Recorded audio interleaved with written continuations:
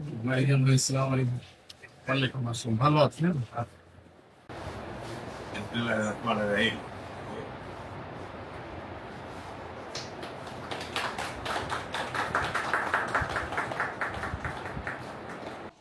স্বাস্থ্য কেন্দ্র। হ্যাঁ স্যার। বিসমিল্লাহির রহমানির রহিম।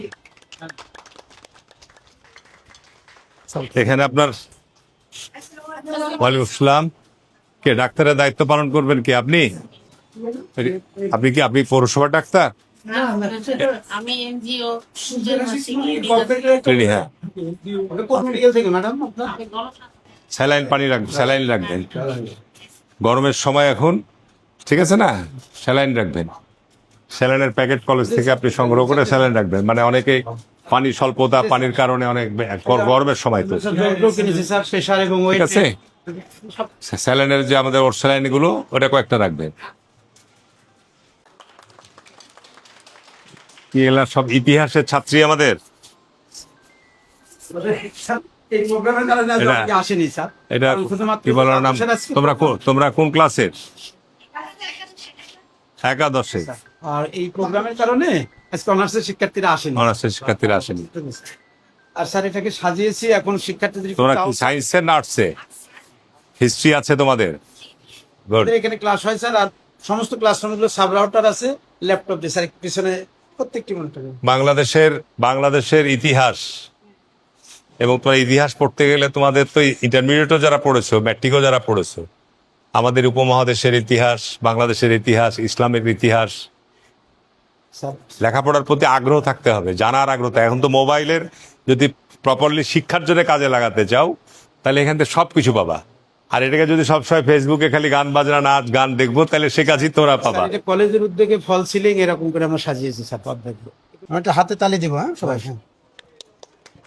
হ্যাঁ হ্যাঁ ইসলাম বিজ্ঞান ক্লাবে আমাদের কোন শ্রেণীর তোমরা?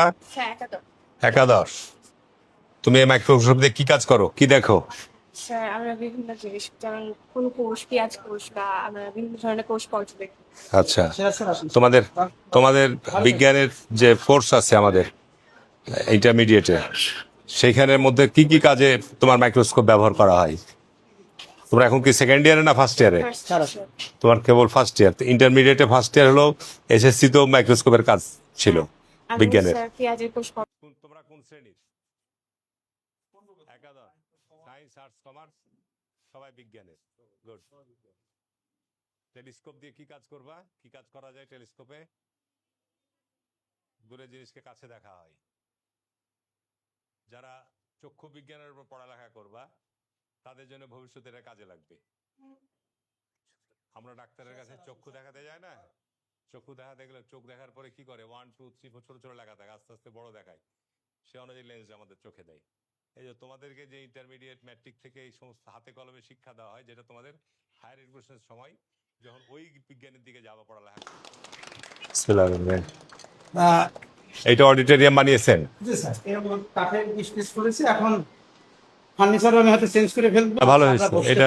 এটা স্যার কনফারেন্স ভালো। এবং স্যার সমস্ত ক্যাম্পাসে 20 এমবিবিএস ডাটা আছে। না, এখানে আপনারা মিটিং করতে পারবেন। হ্যাঁ স্যার, ইনহাউস ট্রেনিং করায় সহ এবং পৃথিবীর যে কোনো আমাদের যুক্ত করতে যে কোনো পারে, আমরা যুক্ত করি। কনফারেন্স করার জন্য এখানে আপনারা